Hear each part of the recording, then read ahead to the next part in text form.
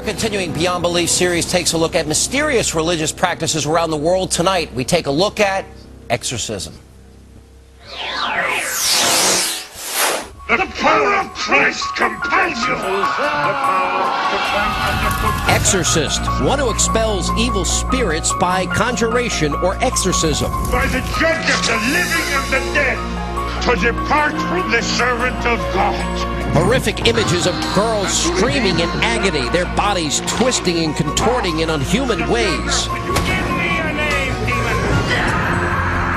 In truth, such theatrics are quite rare, but the actual rituals are not. Father Gary Thomas is a Catholic priest in California. He is one of the few priests trained to be an exorcist. In 2005, he was selected by his bishop to attend a Vatican-sponsored course on exorcisms. When I went off to Rome on my sabbatical, there was a course being taught at the Regina Apostolorum Seminary at the time on exorcism and deliverance, and then took the initiative and found an exorcist in Rome from whom I could receive from him some hands-on training and mentoring, and that's how I became the mandated exorcist of the diocese. In this class, Father Gary befriended Matt Baglio, a freelance journalist who was taking the class for research purposes. When I met Father Gary, I was very surprised by his openness, his humility. He was very honest to me that he didn't know anything about exorcism, and I found that to be fascinating. You know, why don't priests know this stuff? Why aren't they taught things about the devil and exorcism? Baglio combines his research and Father Gary's training in his new book, The Rite, The Making of a Modern Exorcist. I was able to follow him through his training, and we were just able to share our experiences and really go on this journey together. A journey that dates back to the days of Jesus.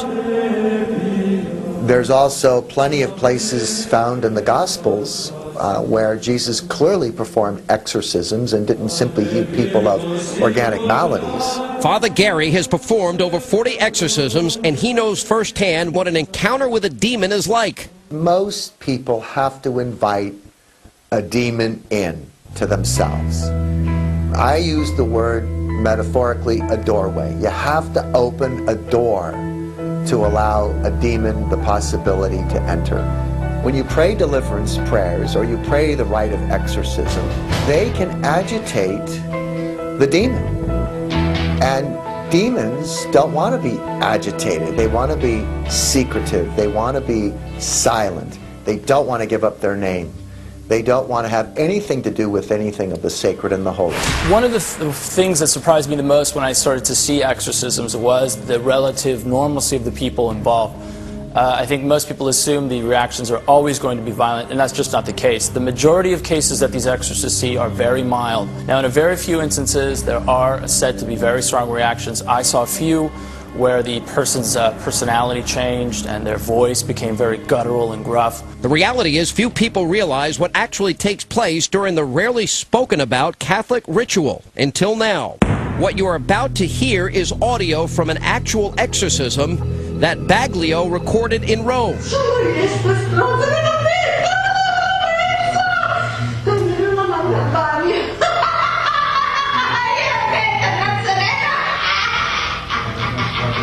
During the ritual, when the exorcist prays over the person and the person loses consciousness, and that's when you see these dramatic reactions, the eyes rolling up or rolling down, the whites showing, and the gruff, guttural voice.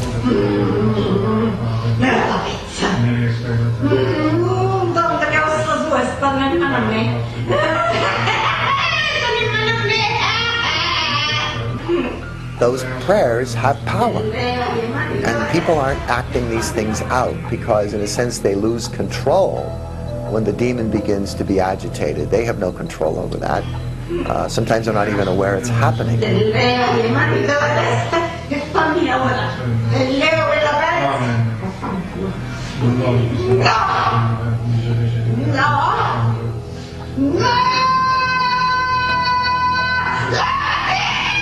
They'll do all that they can to hide from anybody who invokes them to come out, to free the party from the state of oppression.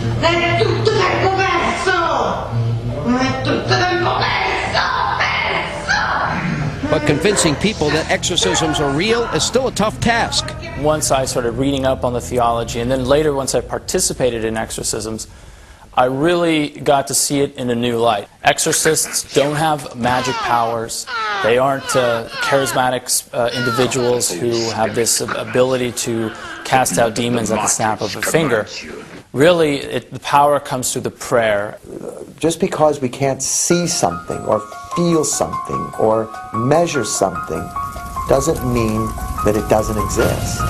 And Satan's greatest deception is convincing people that Satan doesn't exist. So are demonic possession and exorcism rituals the products of an overactive imagination? Exaggerated plots of Hollywood movies? Or are they simply beyond belief?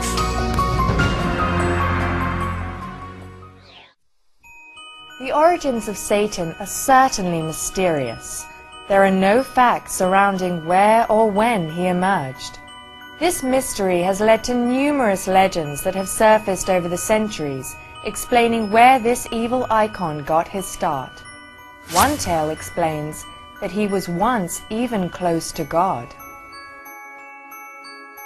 The beast we know as Satan was once one of God's most favored angels, but he possessed greed and envy, and one day asked the Lord for more. He requested that he be given his own kingdom to reign over.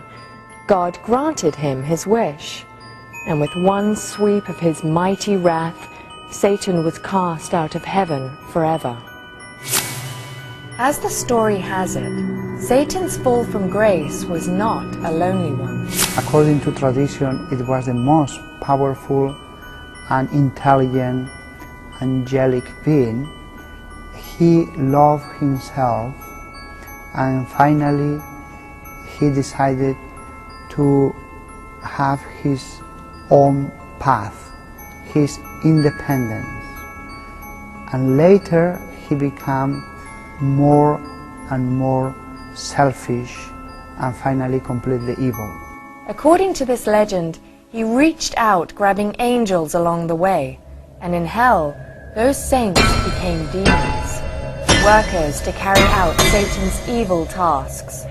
In this new domain, he was the ruler of all and had total control over anyone who stepped foot into this dreadful inferno. Eventually, Satan became aware of his powers and honed in his new abilities.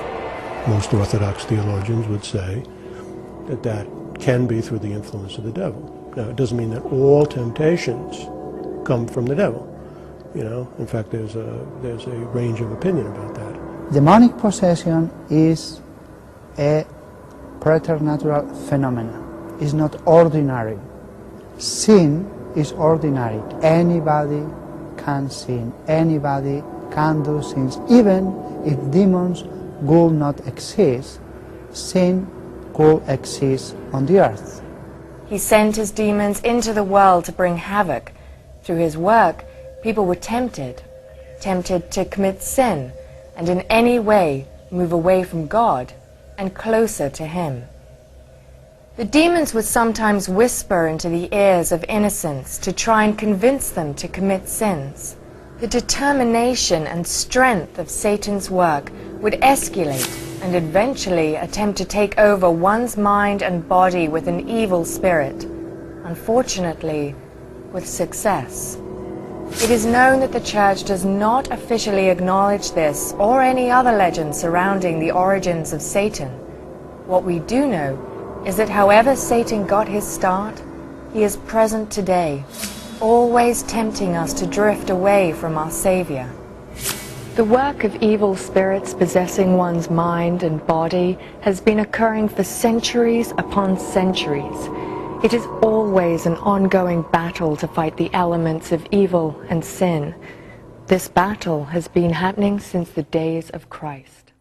Sam, now she told police that she thought her girls were possessed by demons. Well, in fact, Leon, she did that. The case is still at the pretrial stage, but spectators are packing in every day as the judge continues to watch the interview that police did with Benita Jacks 18 months ago, just after she was arrested. Detective, 4 dead kids, only one person there is the mother. What are you going to think? Jax, it wasn't me. Detective, if you didn't murder them, who murdered them? That was one of the exchanges Judge Frederick Weisberg saw today as he, along with lawyers and spectators, watched videotape of detectives interrogating 35-year-old Benita Jax hours after authorities discovered the children's mummified bodies. Jax told lawmen her children were all demon-possessed, especially 17-year-old Brittany, whom she called Jezebel, saying the girl tried to choke her and push her down the stairs. Brittany's body was found in a sealed room with a knife and blood on the floor. Spectators described the tape as disturbing. No one came to the children's rescue. She got everything in place on what she wanted to say and what she wanted to do. So you don't think she's crazy? No, I don't. MPD Detective Daryl Richmond was one of the interrogators on the tape. Jax told him and his partner that day that her younger daughters, Tatiana, age 11, Nakaya, 6, Asia, 5, were also demon-possessed. They were found laid side by side in a room. She said they died from lack of food. Detectives expressed exasperation. Detective, you've been in that house with 4 dead bodies for months. I can't understand how you can stay in there all that time. Jax, I'm not saying it was easy. None of this has been easy. Many people think that in exorcism all the time are happening preternatural phenomena. But that's not true. Usually the demonic possession is just as is described in the Gospel. If you read the Gospels, in that simple way is demonic possession. But even in the Gospel appear some cases that go farther than standard possession. Sometimes happen very strange things that we cannot explain by natural laws.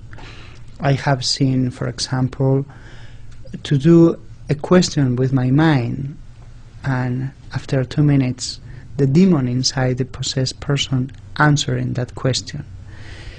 I have asked things in different languages, especially Latin, and even children, they understand the question and they answer exactly, specifically what you have asked. I have seen in a case that that demon knew the whole Bible by memory and by chapter and verse. But what is more shocking for everybody is levitation. In all these years and so many cases, only twice happen in the chapel that the possessed person levitates from the ground, yes, something like that. But you have to see hundreds of cases to witness that. Most of the time is just what appears on the Gospel. Is a person that after doing some esoteric act, something related to esotericism, began to change completely in some minutes every day, with other face, with other voice, and when he finished he said, "But I have to say, I did not want to do that." And if even appear repulsion to holy things, holy water, crucifixes, going to Mass because they feel bad, physically bad, then you have enough suspicion to think that it can be demonic possession. Straight out to Michael Brown, anchor reporter, South Carolina Radio. Michael, what can you tell us?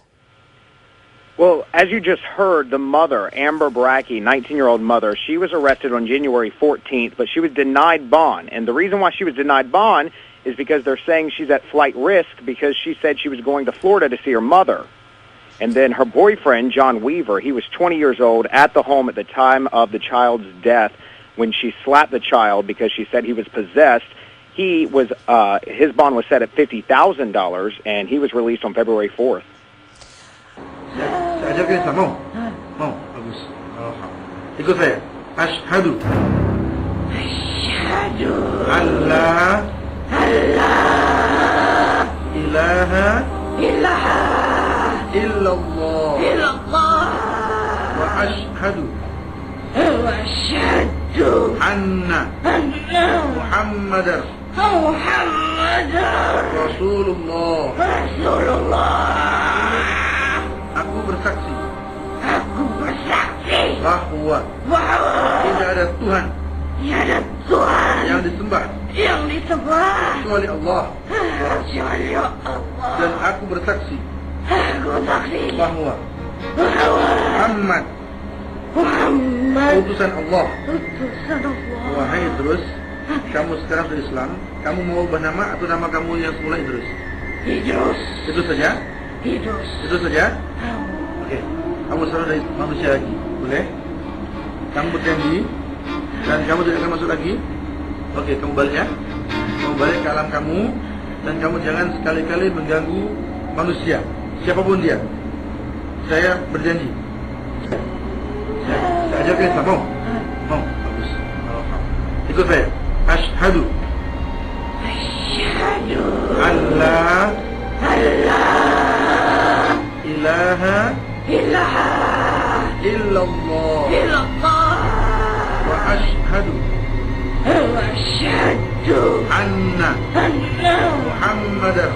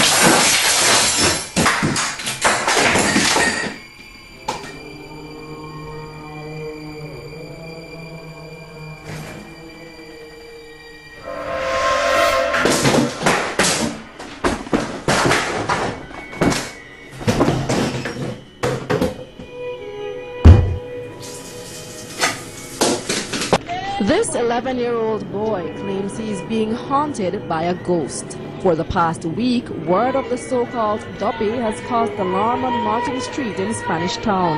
The family says they've tried praying for the boy and taking him to church, but the ghost would only follow them inside, causing havoc, pulling the boy and throwing objects wherever he goes.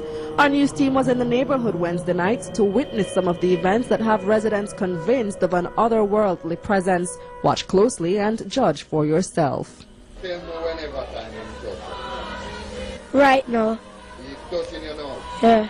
Still touching you? Yeah. Okay. They say that's how it's been for the past several days. The boy says the ghost is actually a friend who died 4 years ago. He claims the friend suddenly started appearing to him wearing a white top, black pants and a black watch. It's been nothing but chaos for the family and neighbors. Him licking him down, him drawing him flinging the figurine, him fling the slippers, he lick me in my back, he lick me in my yes temple with it like the little stone. Him just a fling and draw him out of the bed, draw him in a corner, draw him everywhere and go. I go around there and I feel this whole pie eat and thing. So like I couldn't breathe and I end up that him run out and me there and I say, yo, me not see nothing. So I end up I come out now and when I turn my back, one lick me get in my back with a figurine. Watch again as our news crew filmed the second incident similar to the accounts we were given. This time, the boy claims he sees the ghost standing near the wall and goes over to stand next to it. Touch you? Tell me when him a touch you. Him a touch you? Him a touch your foot? Yeah! Yeah, what?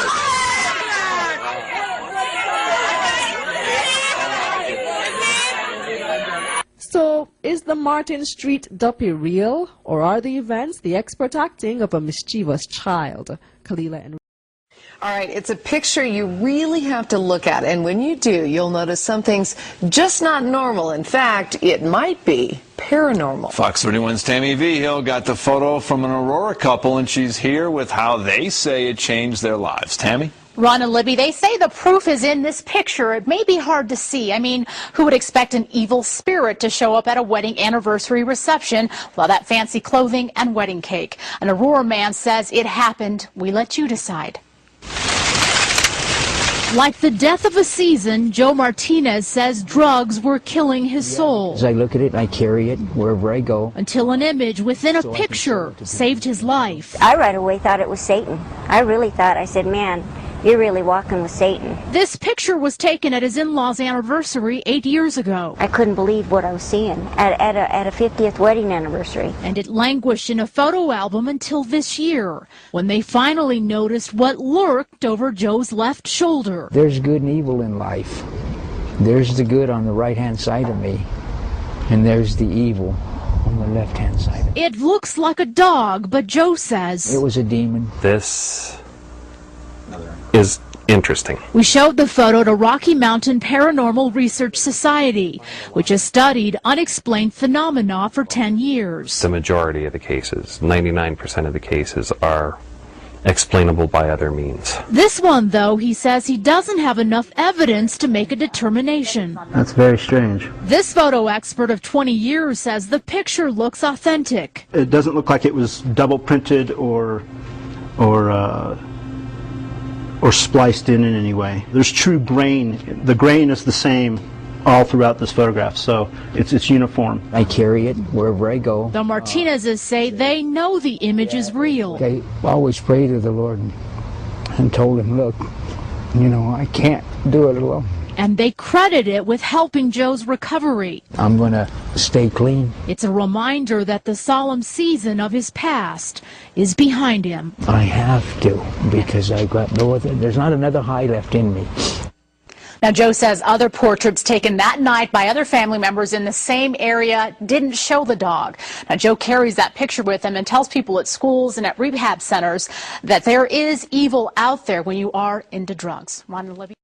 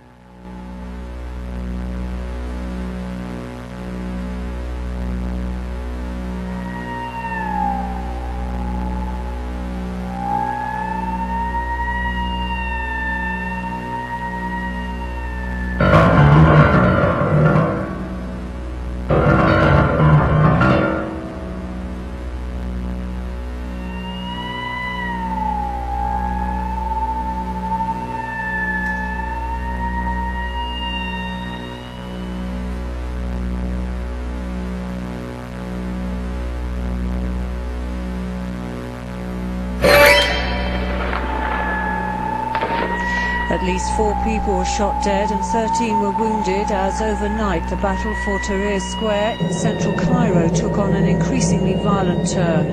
Pro-Hosni Mubarak supporters are said to have opened fire on anti-government protesters. Egypt's army has now begun deploying tanks in among the protesters. The nighttime deaths add to those killed yesterday, underlying just how dangerous the demand for democracy has become. Many see the increase in violence as an attempted government-backed crackdown on the pro-democracy demonstrations. Mubarak promised on Tuesday to surrender power in September to try to defuse the unprecedented challenge to his 30-year rule, but his refusal to go immediately angered protesters. Hours later, the army told the reformers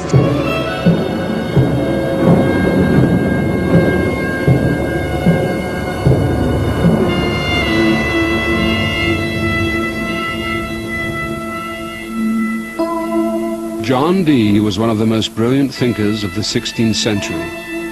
A true Renaissance man, he was at the forefront of scientific and philosophical thought in one of the great ages of learning and discovery. Dee became a key figure in the Elizabethan court and one of Queen Elizabeth's most trusted advisors. But all this was not enough. In his insatiable quest for knowledge, Dee strayed into the forbidden world of the occult.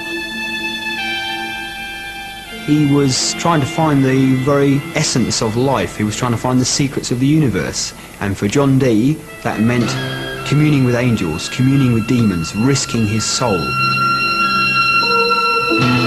I seek the treasure of heavenly wisdom and knowledge.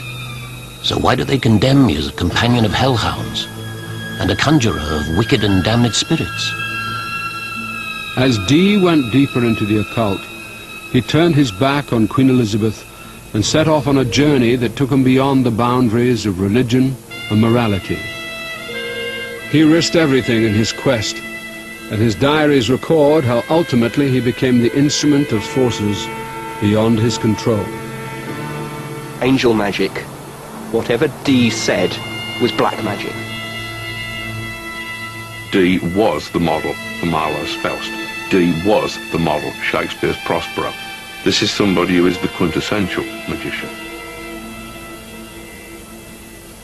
This guy was prepared to storm heaven.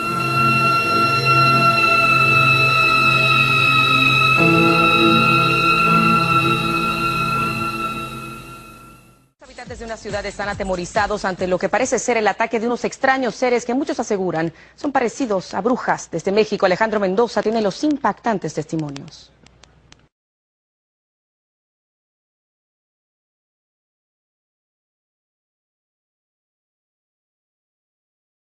Por ejemplo, ¿por qué no siguió derecho? Tras revisar una y otra vez el video, Jerónimo junto a los integrantes del OVNI Club Nuevo León comenzaron a notar que aquella mancha flotante lucía como una persona encorvada que vestía una túnica con capucha puntiaguda.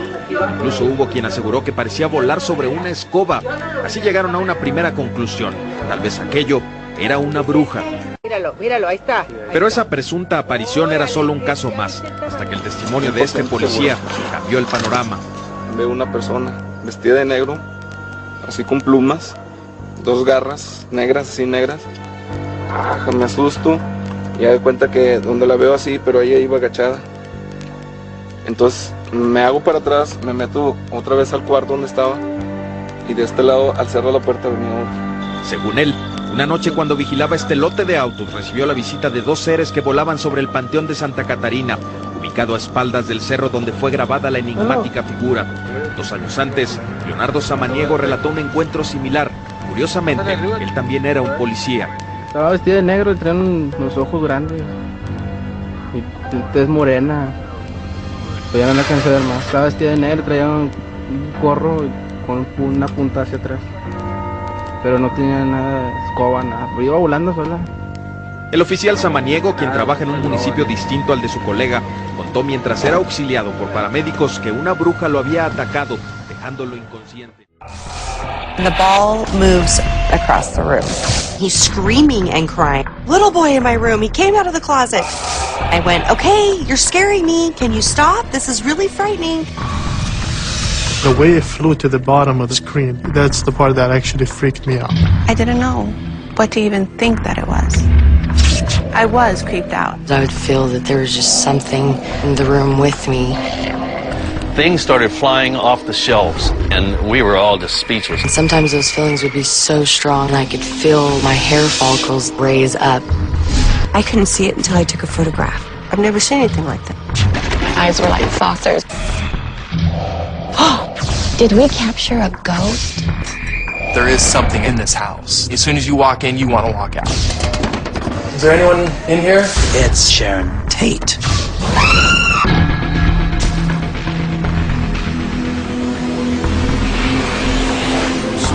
You know, we hear a lot about angels this time of year. Many people believe that angels surround us every day.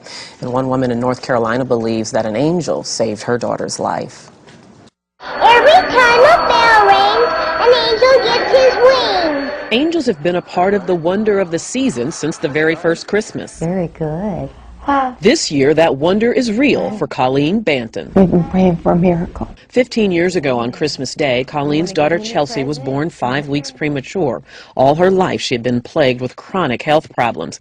And this past September, a severe bout of pneumonia almost took her life. Chelsea was put on a ventilator for nearly 2 months, and when doctors told Colleen that there was little more they could do, she made the heartbreaking decision to take Chelsea off life support. Then something strange happened. This light appeared. It was a flare of light on a television monitor outside Chelsea's room. I said, oh, wow. That's an angel.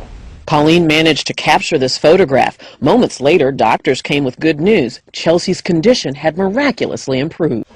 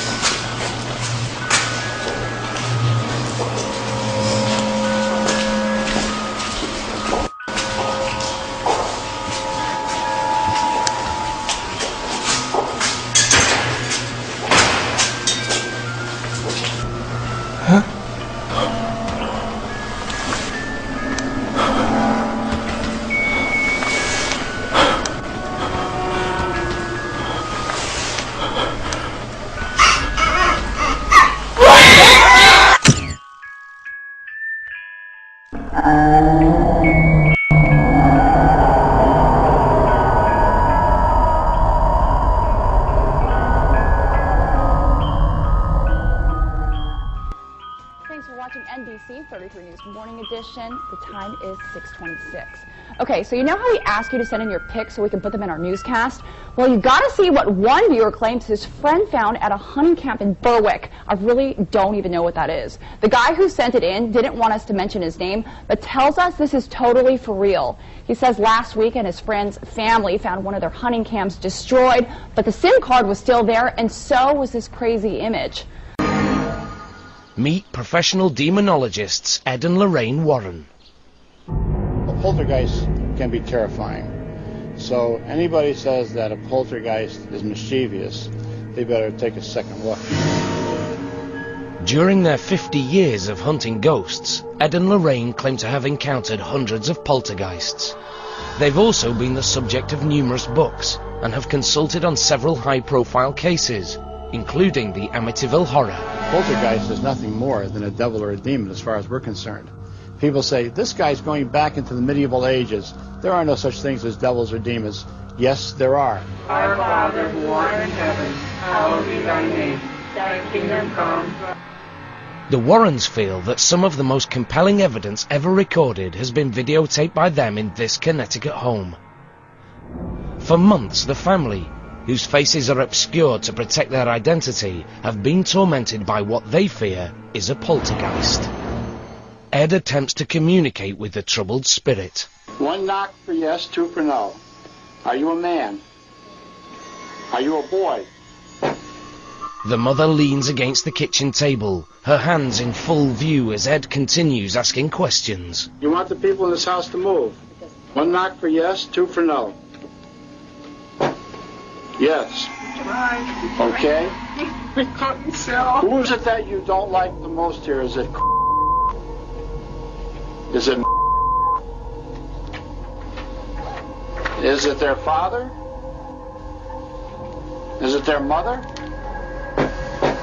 Oh my God. Okay. I command you to reveal your identity. Next, Ed decides to confront the poltergeist alone. Give me some sign. Is that you moving something? Give me some sign that you're here. What I did was use religious provocation. I have to provoke it into some type of outward manifestation. And that was my point in doing that. In the name of Jesus Christ, I command you to reveal your identity. On the following night, the family reports that the poltergeist seems to be more active than ever. Only now, its attention is focused on the family's 10-year-old daughter. The little girl is trying to do her homework, but you can see that the chair keeps sliding backwards. You're holding it down, aren't you? It's got that much strength to it. Now, if you watch, you can see the little girl's legs are up on the rungs of the chair. She's not pushing herself up from the floor. The mother is not tipping that chair backwards. No. Nobody is touching that table. The table moves of its own volition. The Warrens quickly arrange for 3 priests to perform an exorcism in the home, and the disturbance ends. But for how long? Could the angry poltergeist ever return? We have found that it can be quieted down, but then it'll escalate again. We still keep our fingers crossed because it could, and we hope and pray it don't.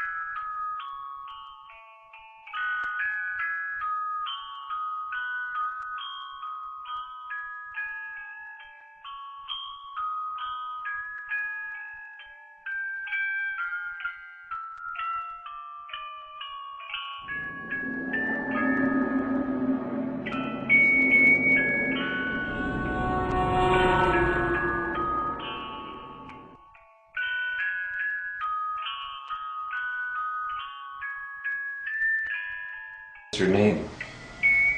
You're not pushing that, are you? No, I'm not. I'm just trying to keep my fingers on it. L I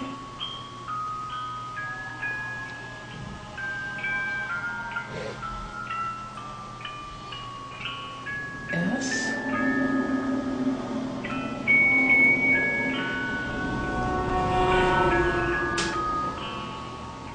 A. Lisa? Who's Lisa?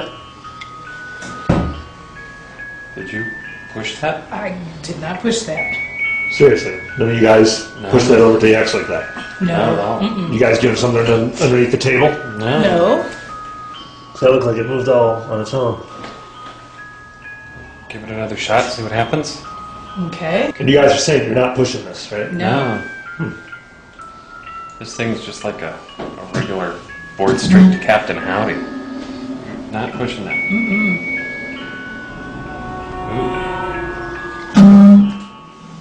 Come on, you guys are around, That right? is too weird for me. Mm-mm. And you want me? Mm-mm.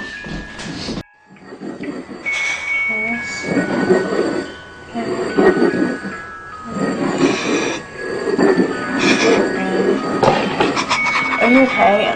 Bethard, oh my god! Bethard! What's wrong? Get rid of it! Bethard! Are you okay? Oh my god, you guys! Bethard! Okay, like a little bird. Bethard! How do you get rid of it going that saline? Bethard! Are you okay? Come here, guys. Come on. Bethard! Oh my god. Bethard. Do you need water? You want some water?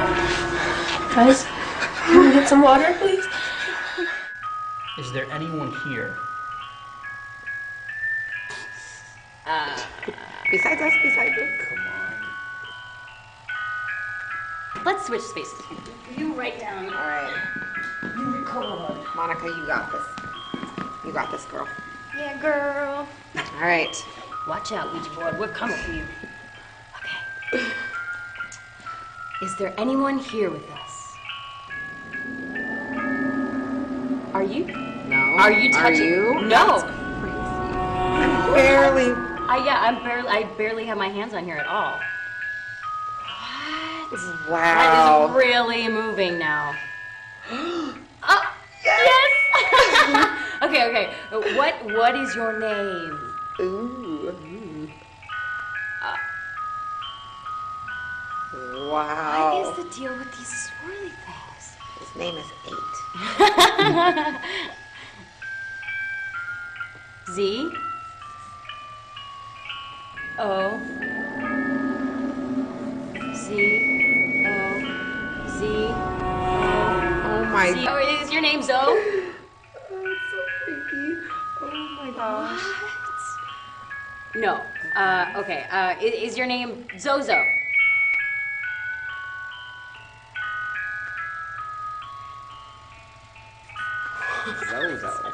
Zozo the clown. That is so creepy. What the? Monica, what are you doing? Hey! Monica! Oh my god, Monica!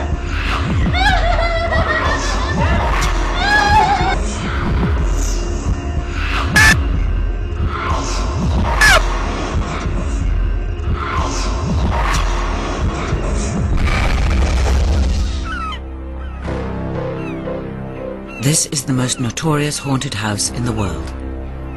It is to be found in the sleepy seaside town of Amityville, an hour away from the hustle and bustle of New York City. 30 years ago, a truly horrifying crime was committed here, when 6 members of the DeFeo family were shot dead in a single night. Even now, the details of exactly how these brutal murders were carried out remain shrouded in mystery. 1 year later, the Lutz family moved in. They fled from the house, having lived there for only 28 days, claiming that they had been driven out by terrifying and unexplained supernatural forces. Their story was the subject of a media frenzy, turned them into celebrities, and became a worldwide bestseller, the Amityville Horror. It would spawn numerous books and films, including one that was released just this year. Mediums and psychic investigators have claimed there is a curse on the property. Others say that the Lutz's story is no more than a clever money-making scheme, built on the gruesome history of the house. It is probably one of the most haunted homes in the world. It's certainly one of the most publicized haunted homes in the world. Whatever happened, it was a confluence of events and personalities, and it meshed to form the perfect psychic storm. It's just this web of lies, and the motivation was simple enough. They produced a beautiful commercial scam. Their version is not a true story, but if they call it a true story, you know, how could you say that they're liars? There were too many things that had happened and were going on to sit there in denial that something wasn't right with this. I guess the Amityville Horror really is supposed to be me, because I'm the one that got convicted of killing my family. I'm the one who said did it. I'm the one that's supposed to be possessed by the devil. What is the truth about the house in Amityville? And is there really a curse on all who live there?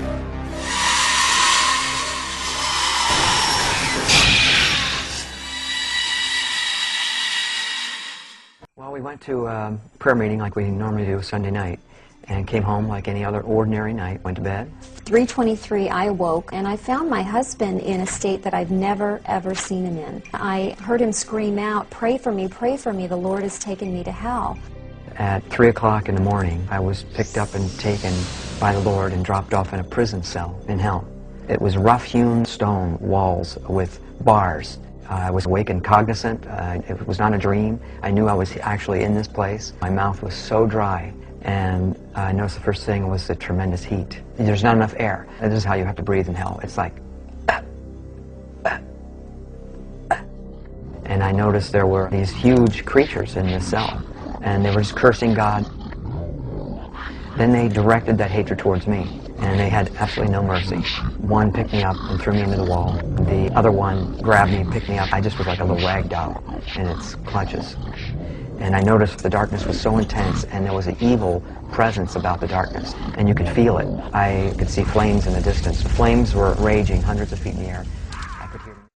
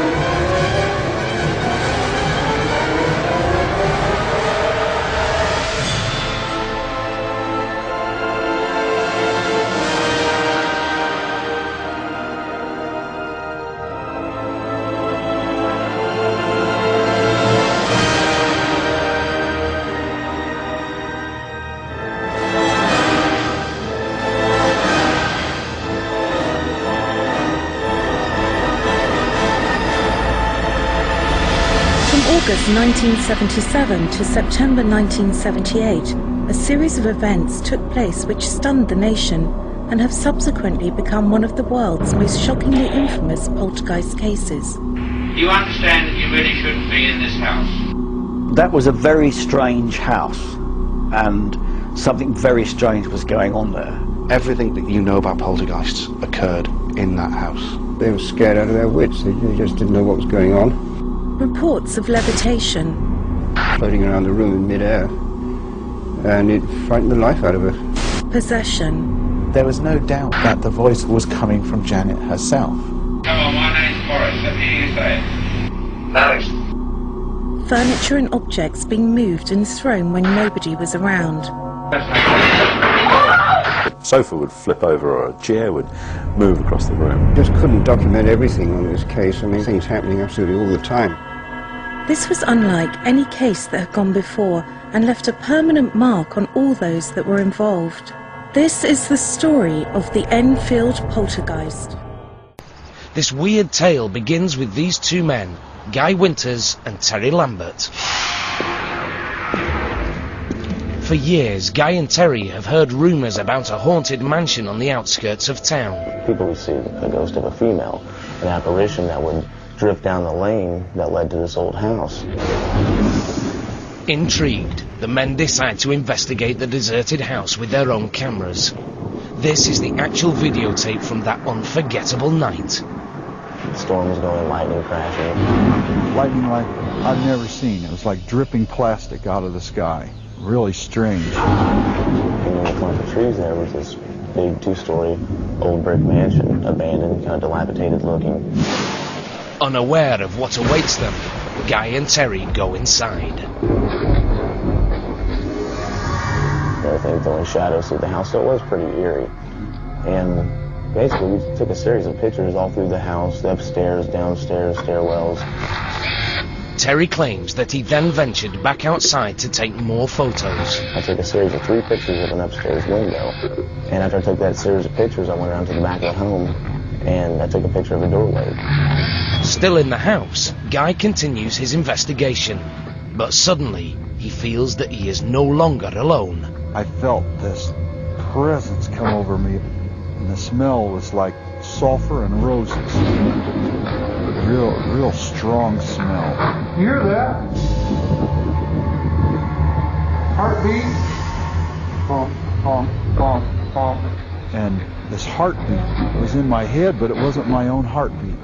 I really felt like I was dying. This feeling of anxiety was just overwhelming. And I was afraid I wasn't going to make it out of there. Guy and Terry run from the house, afraid to stop until they reach the safety of their van. But this ghost story is far from over. When Terry develops the film from his still camera, he's shocked by what he sees. 3 consecutive pictures of what appears to be a woman glowing in a pink light, floating in the 2nd-story window. Another pink shape is captured at the back door. Pretty much, it blew me away, I have to say. I've never seen anything like that on film. Could this be the ghost of Greencastle, or merely a photographic abnormality? To find out, Guy and Terry showed the pictures to their friend, photo expert Mick Orman.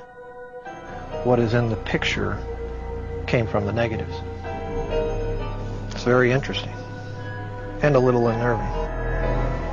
Next, these mysterious images were analysed by a computer graphics expert, Sean Dempsey.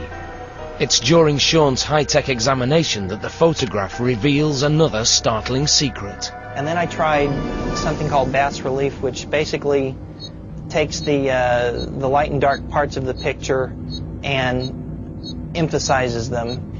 And I got the creepiest thing from this one photo.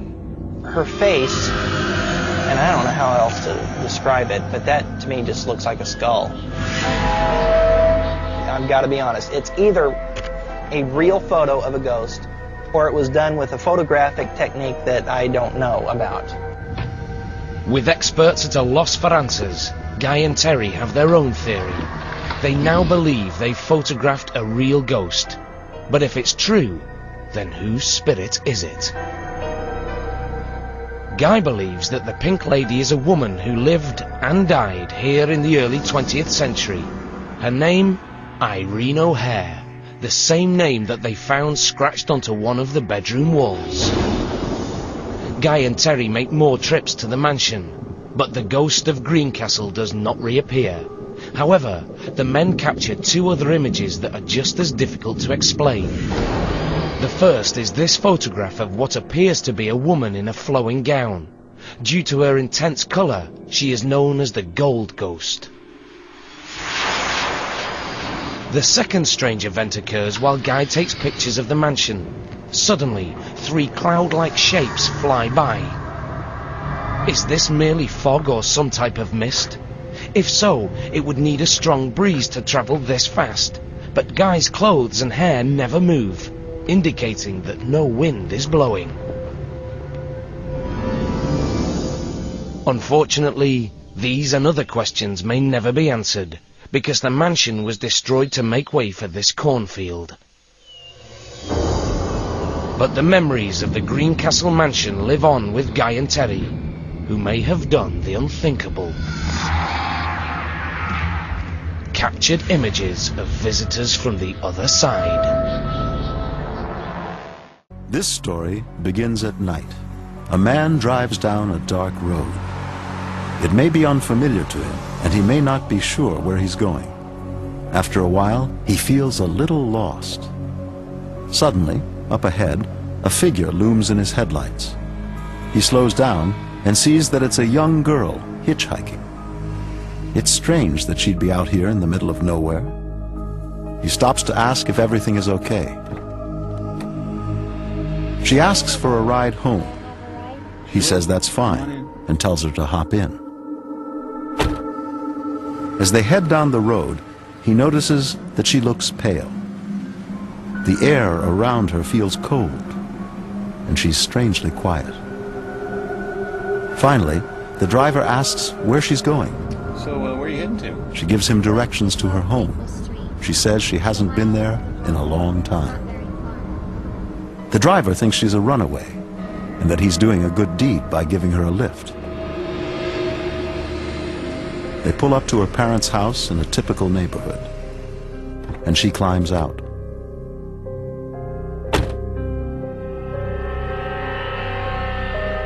But as the driver is about to take off, he notices that the strange girl has left her scarf on the passenger seat. Looking around, he's surprised to discover she's gone. Weird. He didn't see her go inside. So with the scarf in hand, he heads for the house to return it.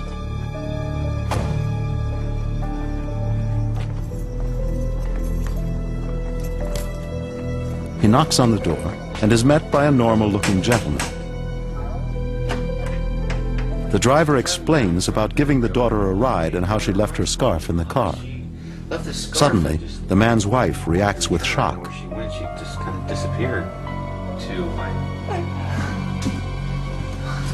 The driver wonders what's wrong. That scarf belonged to our daughter. The husband brings him inside and explains that his daughter died in a car crash 5 years ago, on the same dark road where she was picked up. She was buried with the scarf. Our driver's young passenger was a ghost.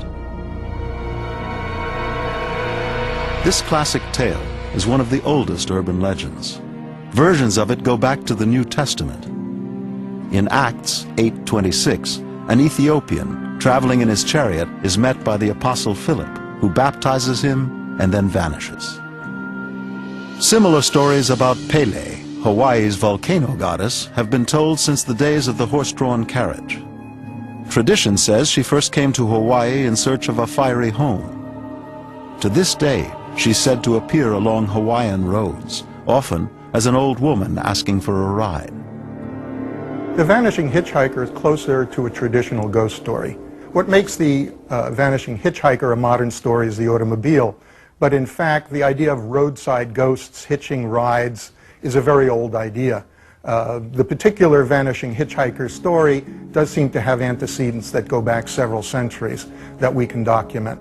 There are some stories that deal with people on horseback who are accosted by a ghost who leap up behind them, and they have to get rid of them. But some of the elements of the Vanishing Hitchhiker are not there, such as it's very clear in these stories that this is a ghost or some kind of supernatural entity, whereas in the Vanishing Hitchhiker, that's only revealed at the end.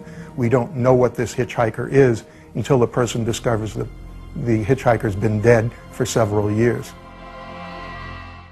Tia, escolta, ho sents o no?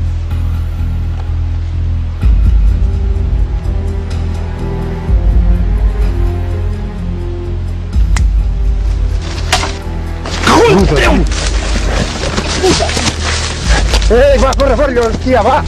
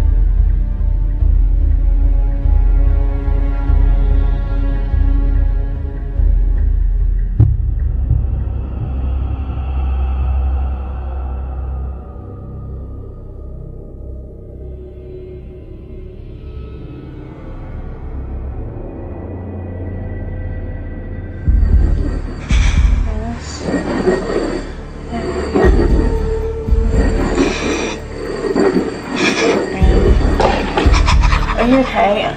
But oh my God! It's all right. What's wrong? Get rid of it.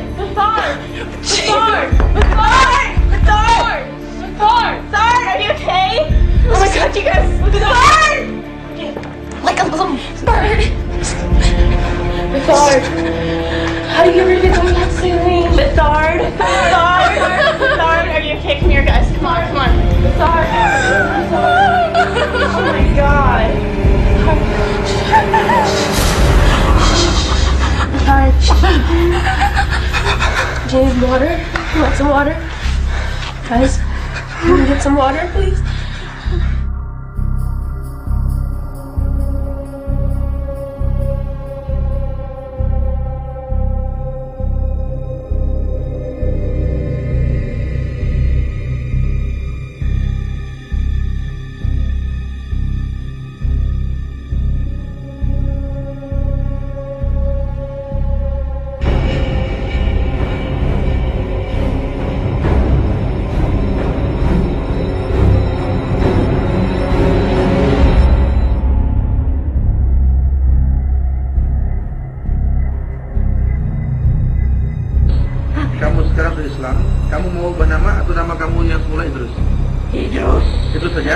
Itu saja? Okey. Kamu suruh dari manusia lagi. Boleh? Kamu jadi dan kamu jadi masuk lagi. Okey, kamu balik ya. Kamu balik ke alam kamu dan kamu jangan sekali-kali mengganggu manusia, siapapun dia. Saya berjanji. Saya ajar kita, mau?